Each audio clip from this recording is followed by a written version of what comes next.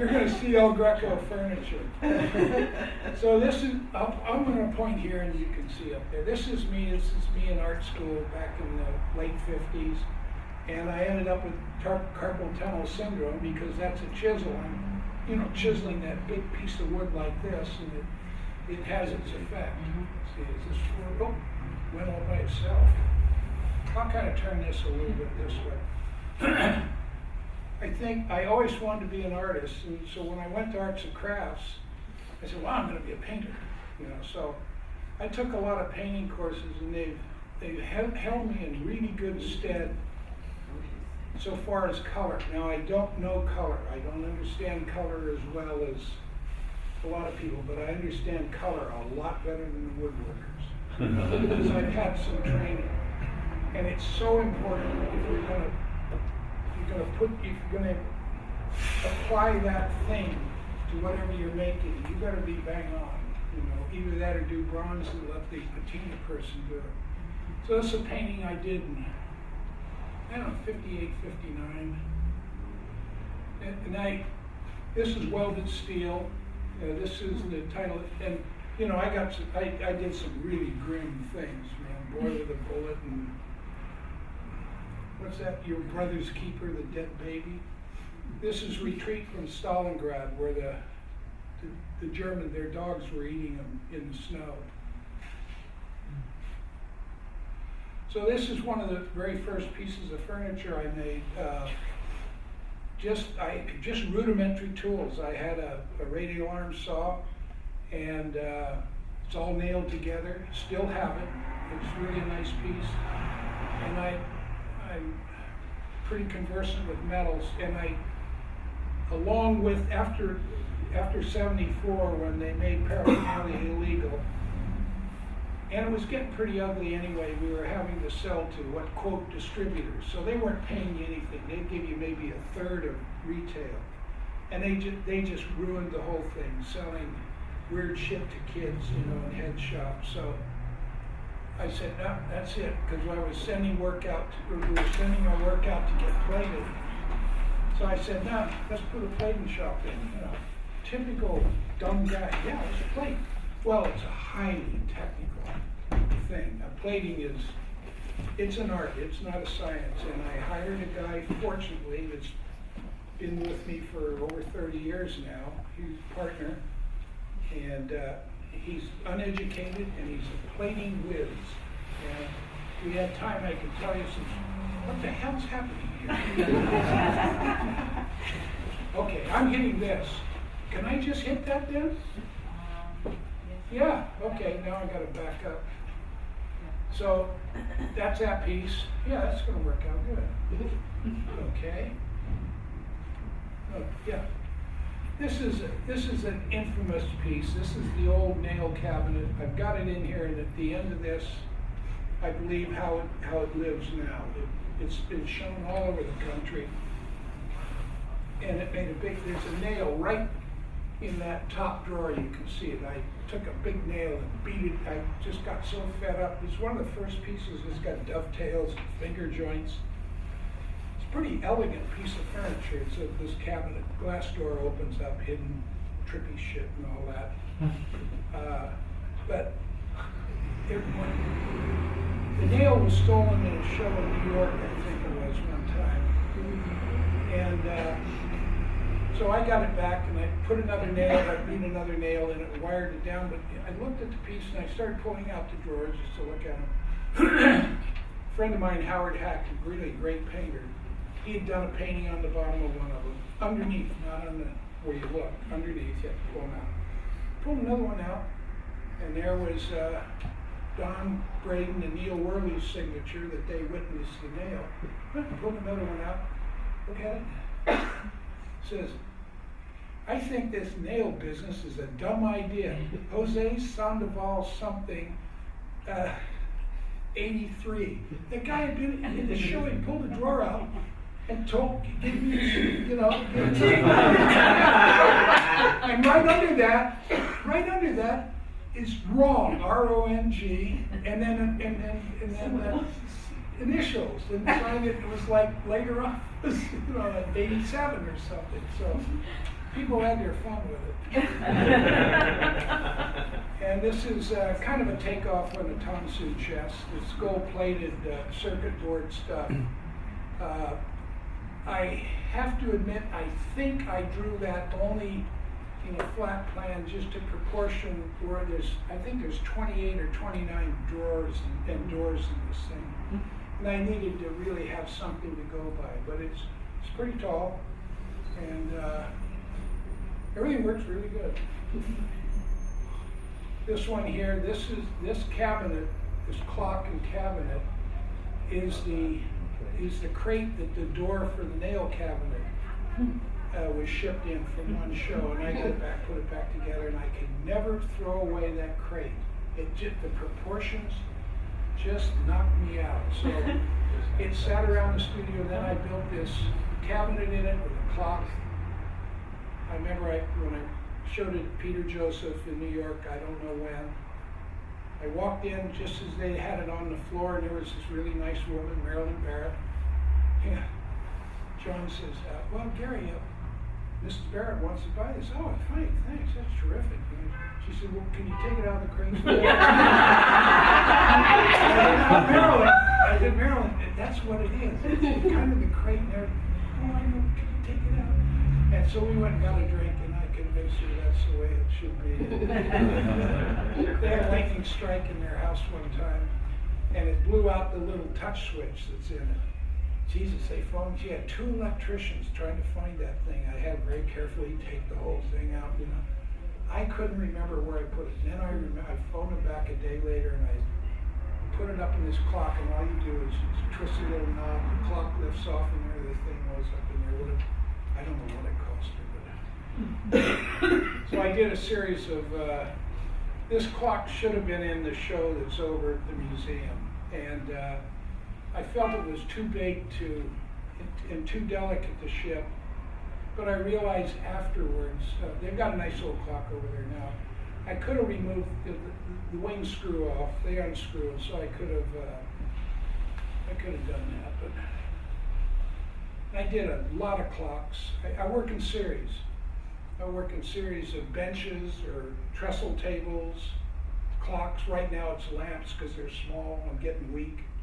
And I kind of like lighting. It's pretty interesting to me, and I can scale the size and the price down appropriately.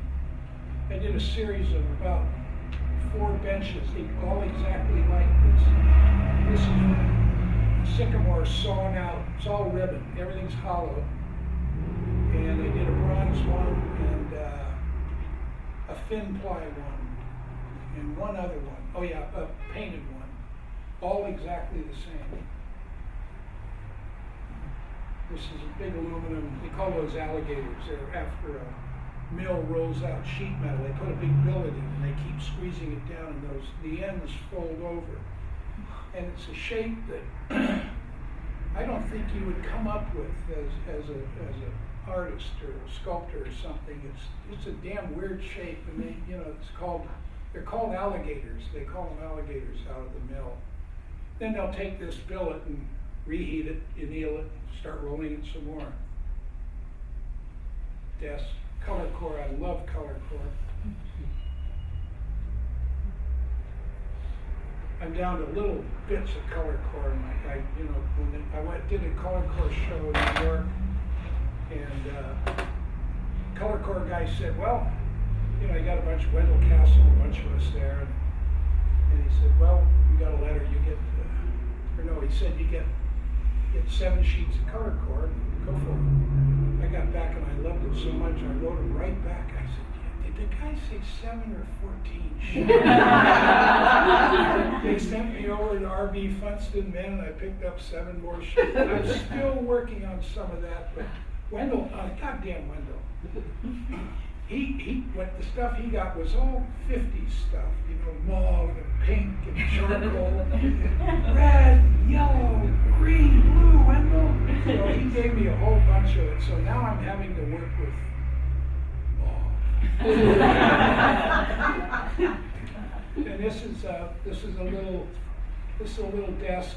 These are billets of aluminum all sawn and filed down. The V&A just purchased that, not for me, damn it, but for some other people. So it's really a sweet little desk. It's about like this. These are, I have a lot of really big pieces of walnut. These legs are solid walnut. They're about 7 inches in across. One slab for the top.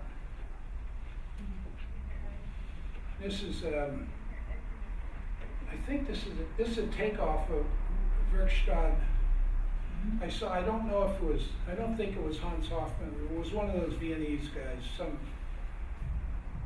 semi-crowd guy, but he did a little desk that was offset like this, but I always question, I think he maybe had a leg, and I said, yeah, that's a beautiful, 7 shape.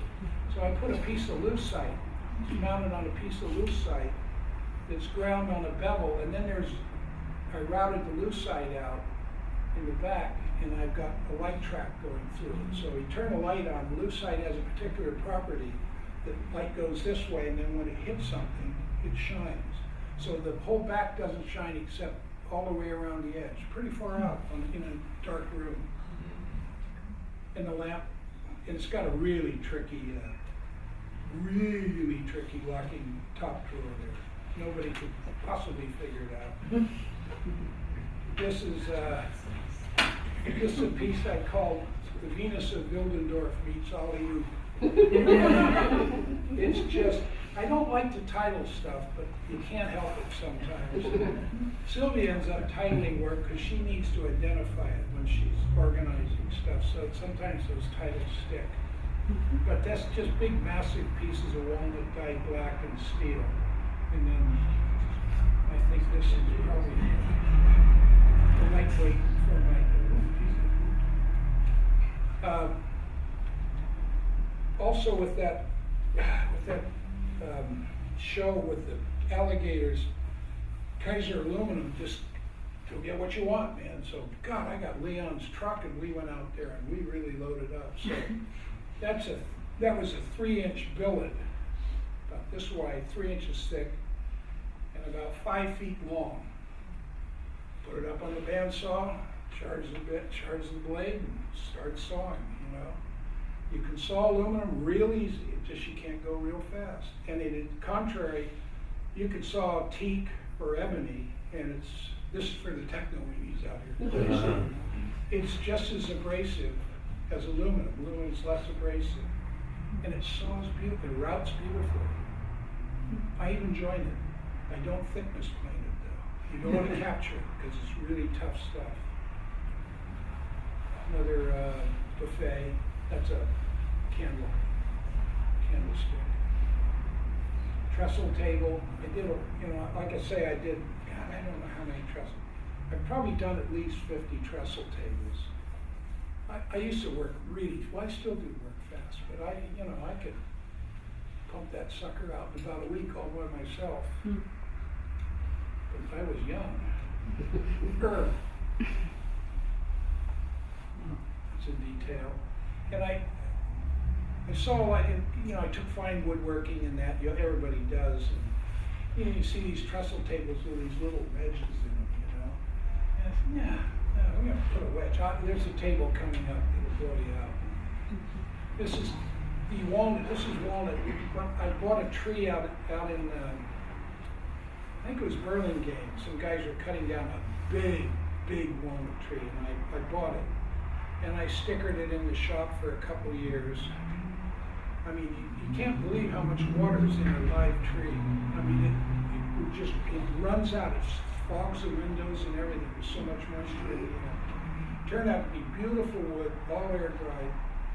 And I started cutting up, because I didn't like, I don't like the wane in the wood very much. Nakashima uses it to great effect, but I've never liked that hippie wane, so I dimensionalize all this stuff. Sorry, George. I dimensionalize all this stuff, and when I was cutting the crotches out, I was throwing them over in the corner because they really look good. So one day I said, I'm going to make a table out of those pieces. So I resawed them, complicated, but I butt jointed them, glued the whole table. So the whole tabletop is like this. It's spectacular wood. And I'm not really a woody, but this, and I try to use a lot of, mostly plain woods. I like Douglas fir, vertical grain fir, redwood.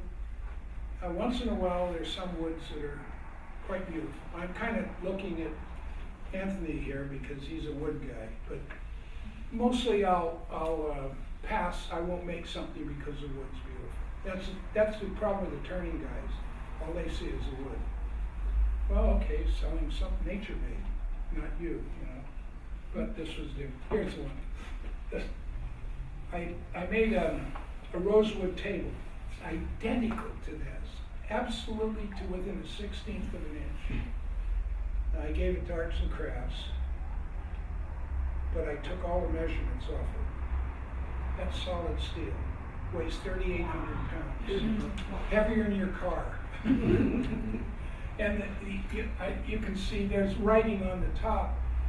And when I went to pick up the top, and there's dovetails in this and everything. I mean, this is made with all the dovetails that were in the original wooden one. The wedges, each wedge there weighs about, I think about 600 pounds. And a guy bought it, a friend of mine bought it, and it's in his kitchen to this day. And I made two of them. Some doctor bought the other one and just recently donated it to the Oakland Museum. But the top, you see writing on it. So when I went out to pick it up, job never bought. The guy takes me over there. Oh, here it is. And he dips a rag into a big bucket of acetone, and he starts to, what are you doing? He's going to clean the top off. Oh no! Look at that writing. It had numbers and specs and job numbers and stuff. No. Well, why not? I said, God, the calligraphy is beautiful. Calligraphy. And it is. And I perceive that just regular blue-collar guys, every day, they take pride sometimes in what they do. And like numbers, they start seeing calligraphy. So it's all in yellow and white. And it's terrific. And someday, if it's used a lot, it'll go away. But yeah, he couldn't believe it that I'd like that. Lamps. More lamps. These are, I did a series of about 12 of these, really intense. Those probably took at least a week to do. I got away from working in steel. I work now mainly in brass and copper, but I prefer brass, and then silver solder. And with a plating shop, I can be fairly rough, finish off well, and then plate it. And these are really heavily gold plated. These will be gold for quite a while. I just poured on, Gary, so 24 karat matte gold. And then you burnish it down with steel wool and soap underwater.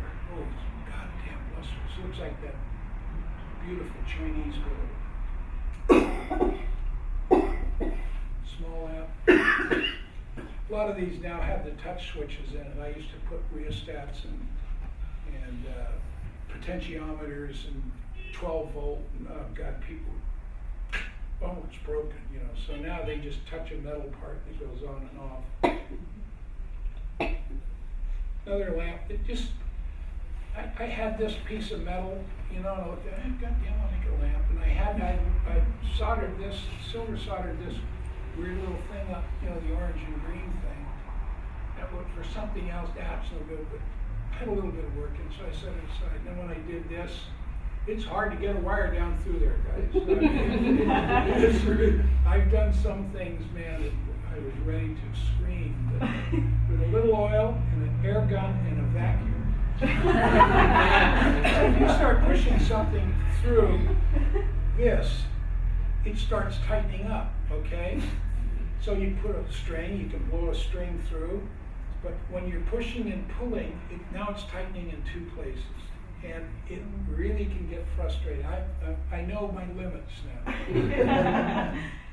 Leon gave me a bunch of horns. Some guy gave a whole big pile of cow horns, so I made a bunch of lamps out of them. This is the newest series of lamps. that rotates. They're Burger King toys. Yeah, Burger King, I think they are. Yeah. So it's an addition of 5, and that whole thing rotates in there, 1 RPM. I use a little, it's a kidney dialysis motor, but they're $100 a piece, so I'm going with another one that I think is going to work better. It'll be a little more difficult to use. That's at a flea market one time I picked up a little, must have been part of an ink set or something. It's very old. It's an old brass casting. Little cherub guy on some marvelous little piece of marble that had been cut off of something else. So I mounted that, and I've got an edition of that I had Piero mold that, and I cast them in bronze and gold leafed them. So there, and then some photo trickery did this is original stuff out of Art and Antiques, or yeah, something like that. And then there's a bunch of stuff on it. In the back, everything says art. There's a big A, art, there's a T, there's an R there in white color core. You can barely see it. And T, so it's art. And on the back it says craft.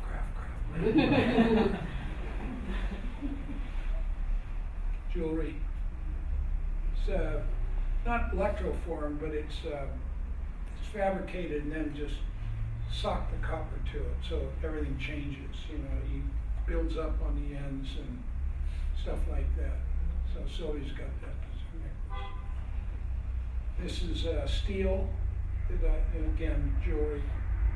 Steel that I can resist. A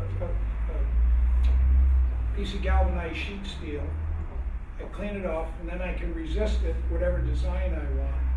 Put it in a 25% muriatic acid solution, eats the galvanized off. Then I clean it, glue it, and then remove the resist, and you get really nice quality from the blued steel to the silver, whatever design you put in it. And a lot of flickage. I do, you know, I hate on furniture too. If I want flickage, which is, get it right. I love that, you know, that sperm shape. And, you know, little tadpole stuff. Jackson Pollock. Jewelry, just parts, you know. I got those gears, I got a whole bunch of gears, so I use them.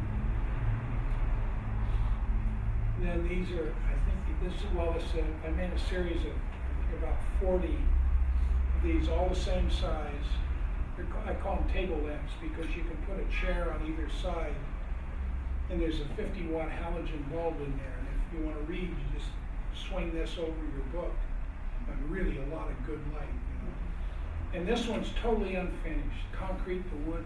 When I mocked it up, when I had it, everything, all the parts, I mocked it up on the floor. I balanced the aluminum on the forelegs and put the concrete on there and all that. And I looked at it. I said, that's it. So bolted it together and never finished it or anything. So it's all kind of really scrungy, but it really looks good.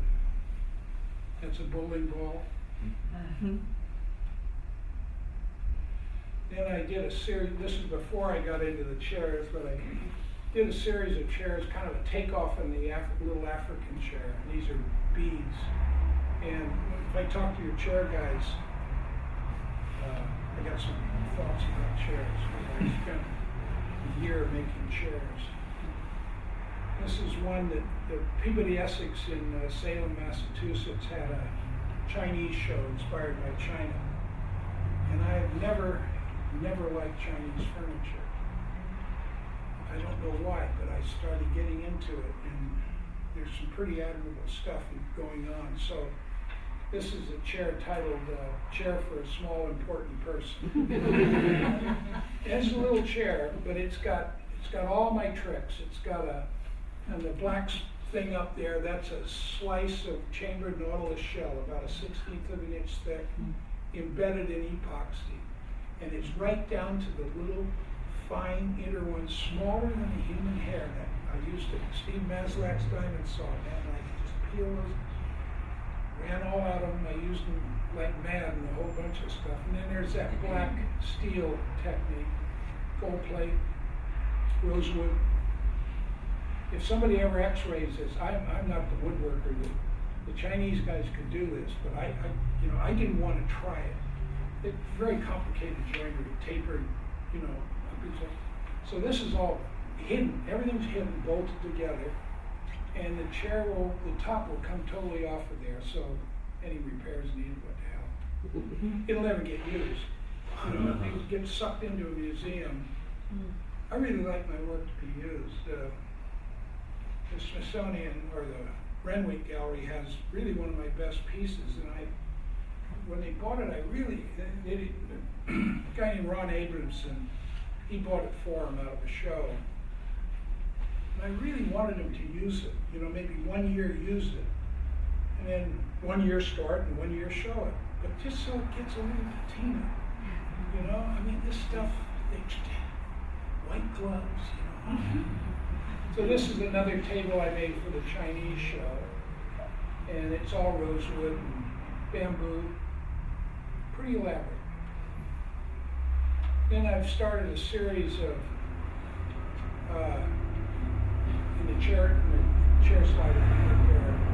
I had a guy I knew in Michigan Chair Works. He's a steam vendor. So I had him do some work for me, and then I said, "Hey man, Tim, I'll I'm sure you got rejects. Palletize it, I'll pay you for it." Yeah, okay. He basically gave it to me because they just burn it. They don't, it's all stuff that would go to a manufacturer making, captain's chairs or something like that. A lot of big stuff. God damn, man, I really wailed with that. So all these beautiful pins, So I made those, and then but that's the same table in bronze. So I took it to the foundry, and I said, Piero, this is going to be a really difficult mold to make. And he said, yeah, Garry, it's very difficult. So he showed me, and I sawed the wood one apart, and then it's about a 5 or 6 piece mold to do this. Very complicated, but it's a beautiful little table. It's all bronze. That was my studio when I planted. There's 2 trees. My son's in there, and the dog Kilo, and and it was it's on 4th Street. That was really probably 67, 68, 69 maybe, and so this is after our house burned down in Alameda, and working through a very expensive but a very good lawyer. I got the house rebuilt that we couldn't afford to own ourselves. We had to sell it. But I sold it right at the top. I mean, another 6 months and we'd be cooked. So because I had to borrow $1 million to get construction going. And I remember going to the banker and I said, well, how much you need, Bear? I said, I figure about $1 million until I get something. Jesus Christ. No, I forget his name, but I said, no, I'm going to sell it. Oh, sign here. So it's a very best part of Alameda, big 3-story Victorian. So we put $1,600,000 in it and sold it. So that's a guy up there, but those are the trees I planted, okay? See it right on top of that tree, there's a little black spot? That's a guy standing there. Do you see it? Mm-hmm. Yeah. So that's massive steel. And the reason it's so goddamn massive is the architect I had do it. He did the house and he did a marvelous job. Pete made an old high school friend, he made a lot of mistakes on this. Not structural, but I kept asking Eric Elsesser, he was the engineer, a very famous engineer, we were friends, so he did it for really peanuts for me. Why so much steel, Eric? Big 3-foot by 3-foot grade beam all the way around the building, had to dig out under it and coffer it and everything. He says, you need it. I said, God damn, man, I don't need it. Yes, you need it. Okay, Eric, you know best. So one day I'm going through the plans, in the back corner of the building, there's a peel away. It's, whatever's on the surface, you peel it away in a drawing, and it shows you what studs or what. and I see CMU. Wait a minute, concrete masonry? Well, Pete designed this thing. All that third floor was all concrete masonry. Thousands, millions of pounds. So I have steel right there that would support another 2 stories. And the steel cost me, cost so, it cost me a thing. So there's a finished building in the trees. There's me in the doorway. And there's a nail cabinet. And there's a PBS station in the Bay Area, KQED, and they have a thing they do on artists and dancers and stuff, Spark. And they did a thing on me, a really nice thing, and they came by and, cameras and all that. And this woman asked, well, where's the nail cabinet? And I want to divorce myself from that thing. I said, well, it's out in storage. Oh, can we go get shots of it? Well, okay, I phoned Scott up. It was in art storage. It had been in art storage for years. And I said, and we're paying like, geez, I don't know, started out $30 a month and then got up to 80. Now we're scoring. Anyway, I went out there and said, Scotty, we're blah, blah, blah. He said, yeah, okay, sure. So we get out there, they set the camera up on the dock, and forklift goes in, comes rumbling back up. It's this great big plywood box, 4 feet by 8 feet by 3 feet. He said, no, that's not it. He says, yes, it is. I said, no, it isn't. Yes, it is. Okay. So they got a screw gun and did the front. When they pulled that front off, I saw that and I said, that's it. Well, take it out. No. That's the way it is now, and that's the way it will be. And I don't know if any of you know who Arthur Danto is, but he's a writer, a philosopher writer in New York. And he did a thing, he's done a couple of things on the nail cabinet, which is very proud of it, because he's the top mouthpiece in this. And he wrote this thing about, he got all philosophical, but, mentioned Duchamp and, a bunch of Greek myth shit. But it sounds really good. It really sounds good. I'm into Greek myth shit. So this is the way it'll be, and this will be in an institution some way. So Glenn Adamson says this is the most important piece of 20th century furniture. I am thrilled with that. And a lot of other people have said the same thing. So that's it's pretty far out.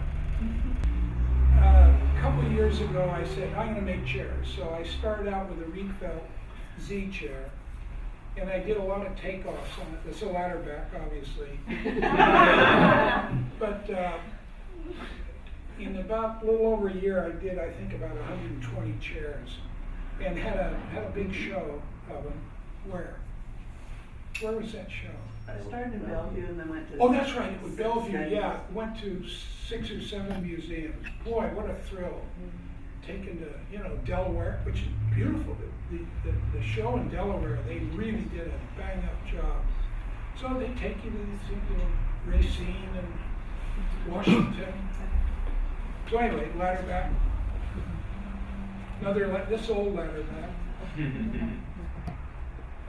And it's surprisingly, I always poo-pooed the chair. I thought, geez, what a dumb chair. Well, it's with the glues they had available in those days, they used some of the most sophisticated dovetail joinery in this angle here, and it just doesn't hold up. And they're all gusseted now. The survivors, they're all the joints are all loose and everything. So I splined mine, and I've sat in every chair you're going to see here. So this is Rene. No, it's Rietveld. Frankel. No, the Boston guy. Rene Rietveld. Yeah, Rene Rietveld. So if somebody ever scripts this down, I hope they don't. There's probably about 4 different paint schemes on this. Man, I couldn't. I tried to get all those mauves and whites, and I couldn't do it. So I got green. There's mauve in these things here. Chippendale or whatever it is. Yeah, Chippendale, Reedville. Granny Reedville. Great Granny Reedville. I took this and I used an upholsterer in Alameda. He's got an old German and a middle-aged, I think he's probably a Vietnamese guy. And they are masters. And he's got a Mexican lady that does all the sewing. Master upholsterers. No, if they were in New York, man, you know, they have so much business. But I went and I said, Jim, I brought the chair over before I said, I want you to upholster this. He said, yeah, okay, but I gotta go, Gary. And he looked at the chair. So I said, here's the samples. Picking upholstery is so hard. There's so many samples, like carpeting, you know, but upholstery. Finally, I was going through all this wild stuff. Oh yeah, wild. I came across this Cabbage Rose, this English, you know, it's a high finish linen upholstery. Left it on his desk. I get back, a couple hours later, Jim phones. Gary? Yes. Is that the upholstery you want? I said, you betcha, Jim. Okay.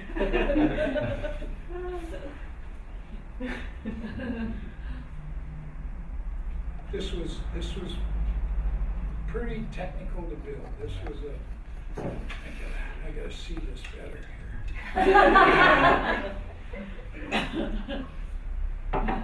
That was a bitch to build. I sat in all of these. I sat very carefully.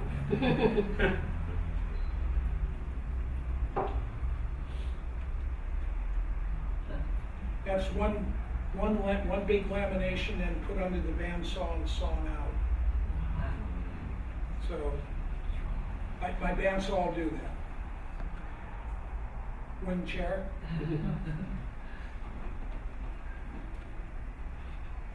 That's I use Michael Dunbar's, that's a saddleback, I just call it saddleback. So when the arms are take off on the Windsor chair.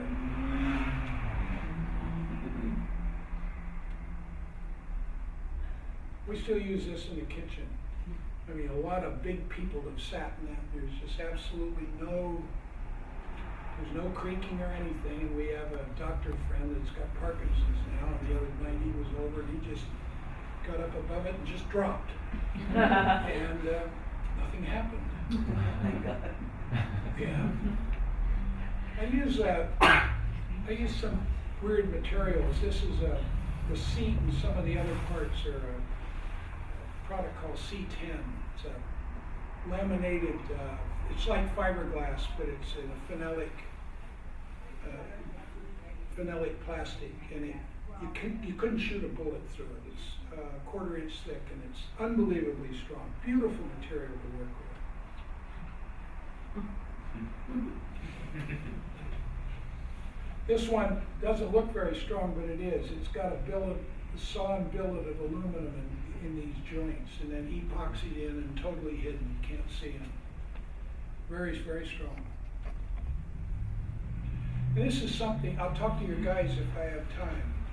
This gizmo I have here, maybe I'll get a share it shows it better. I don't know if I do. Well, here's a little better shot. What I figured out, like these chairs, okay, now this stops because it's put to extremis, but the go back is the same all the way back. A fly rod, you can tie a 1 pound test line in that doorknob with a good fly rod, and you cannot break it with your wrist. It's a fact. You can back up and break it, but you cannot break it with your wrist. And what a fly rod does is it starts very limberly and then it starts to tighten up. So this one here is three pieces of like maybe ash or something that have been planed on a taper. And then they're glued at the bottom. And then there's a bunch of gizmos going on there. And it's resisted here and resisted that way. So when you lean back in these chairs, it goes back real soft at first, and then you can really put your back into it, and it'll still flex a little bit. You know? So it's a really good system. This one here, Bill Jewell, guy that does historic woods. This is made out of Thomas Jefferson's a sycamore, yes, poplar tree on his property. He gave a bunch of us weird woods. And so I made a Rietveld Jefferson. Jefferson invented the writing thing on a Windsor chair. So with the Jefferson, Rietveld Jefferson. The Carnegie Museum just bought this. That's Rietveld's last chair, but he didn't put any curves in it. They put curves in it. Yeah, old George. So this is modified Nakashima. I put some curves. George had never put a curve in anything, unless it was natural. So this got curves all over it. But I do admire his. I admire this chair, the Connoy chair. I think it's a marvelous piece of engineering. All that, this leg takes up all that strain, and very well done. And so I'm giving it to this is my modernized Nakashima. All the same principles and everything, but with, a little more stuff. Wiggle right. Chair with 2 pillows. Those are concrete chairs and all wire on it. I put it outside for a year. Got it all rusted and then cast the concrete cushions in it. Martha Stewart chair. That was really tough forming that oak, those arms, because the chair there's no resistance to the chair, so I really couldn't clamp to it. And I don't have a steam box, so I milled up 1/8" oak, passed it through a turkey boiler, boiling, get water, got it all, and then bent them one at a time on there. And then once I got a couple of them together, then I could use that as a form that would resist enough to.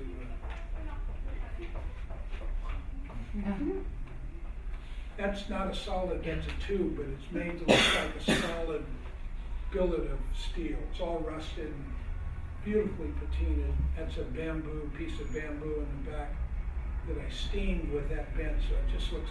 At one time we had a powder coating line, so I put this chair in it, sat there and watched it with that steel on it until it started to slump, and pulled it out. So it's all, whoop, damn, look at that.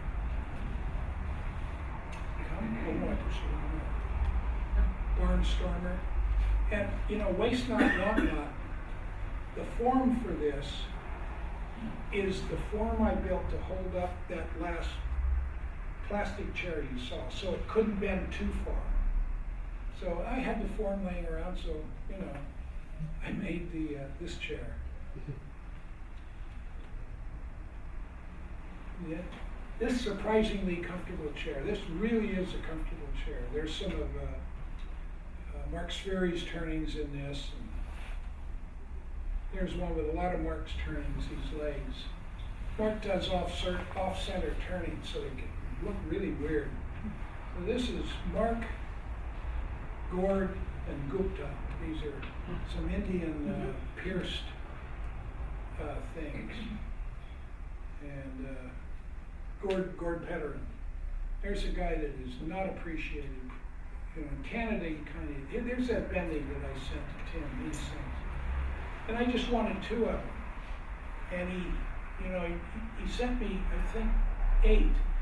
He said, well, Gary, I don't know if these are any good for you, but I'm only going to charge you for 2. Well, thanks. I gave him a chair out of that chair too, but I use these. I made 6 chairs out of these. Or no, how could I make? No, I made 3 chairs out of these. There's another one with the things in the back. This FDR chair. This slides in and out, so if you want to lay back, it ratchets back, and you can put your legs up on it. It's laid about halfway out, and yeah, FDR. Little Maurice, Big Maurice, Morris chair. They ratchet back like the Morris chair.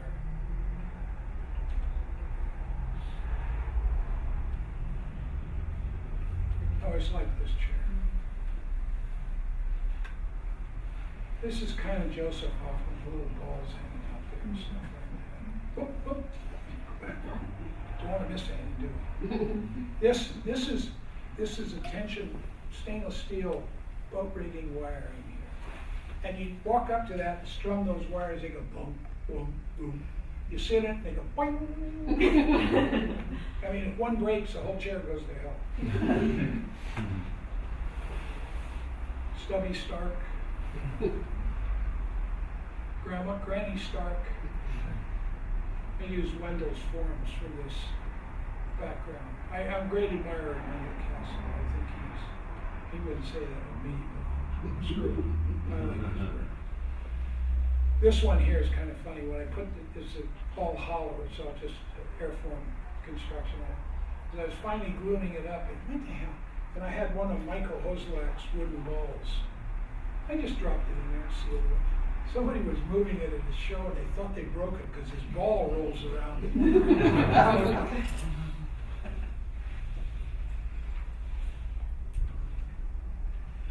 You should go. You gotta go. Catch Mick. Say hello to Mick for me.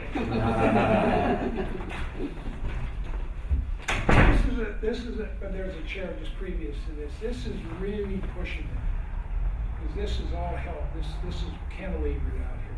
Very, very comfortable. Very light. And I've sat in that. Now I think if somebody real heavy sat on that end, you might have a little problem. But it's all gold leafed. That's a chair. That's just a regular steel.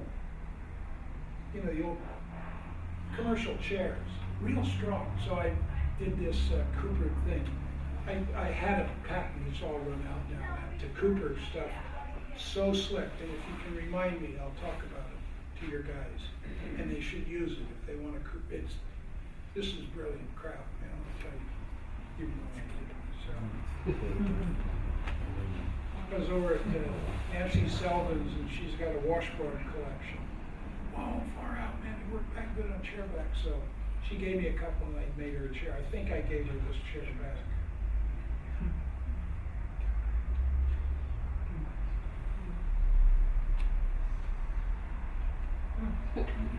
It's very comfortable. It's a very comfortable chair. There's another one of those lean back jobs. Another one, another lean backer. Another lean backer. I use some techniques. I paint with this technique when I do quote art. I'll talk about it to your guys if they're interested. It's white shellac, Zinsser white shellac. Then I paint gouache on it. And then I clear lacquer it. And I spray it overall with black shoe dye. And then when that dries, I take fine steel wool and start bringing it back up, take the dye. Leaves a beautiful margin around the colors and the white and stuff. Little lines, like real age. But pretty strong. Don't miss anything, do it. Move back. That's the one I gave to Tim. And I put this rod in here. It's spring loaded. Because I saw this way out and it looks really good, but when I sat in it, I said, man, this is going to go. So I put this stop on it. Rocker. This is my best chair, I think. I'll never do it, but it should go into production. It's super easy to make.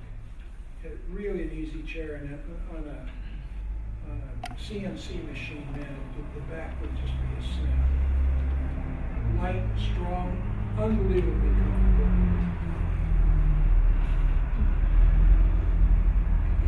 You've seen these. Not a couple of the other Chinese chairs. Yeah, I made a whole bunch of stuff. They had, I think, 4 of my pieces in that show. I was very pleased.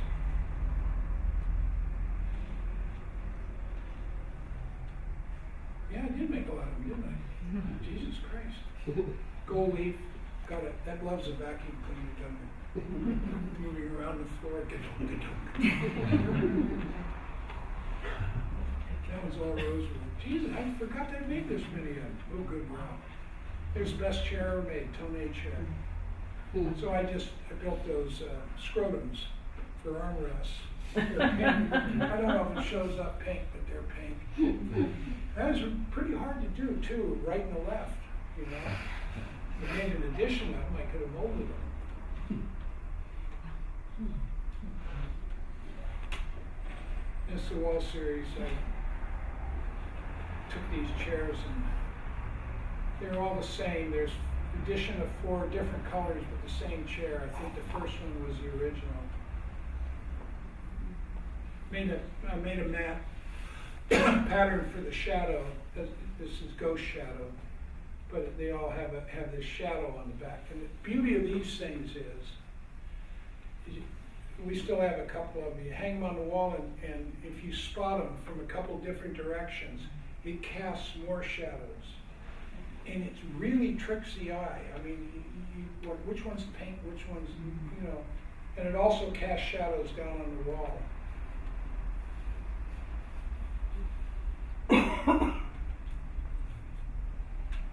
Then I had all the fronts, so waste not, want not, huh?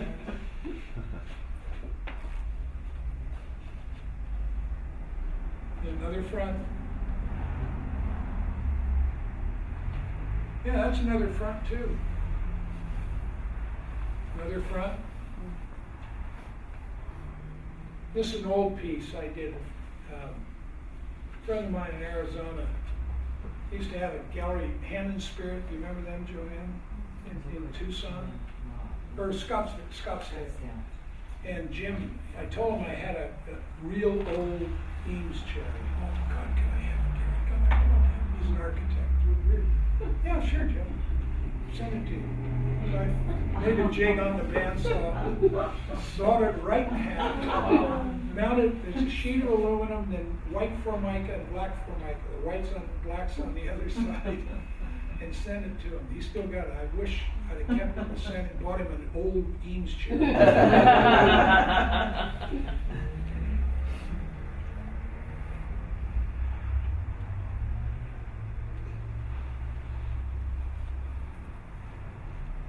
That's a table.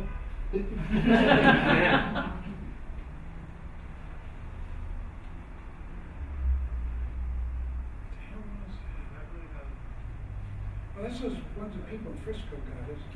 I think so, yeah. That was a nice chair. This is that aluminum, this is, you know, this bends back, but it's just very stiff though. It's 64 series, so it's pretty stiff, but it's, I think I compensated somewhere back where you can't see it. It's somewhere to keep it from going too far back. You couldn't bend it. It won't bend. It's so damn strong. So that's it.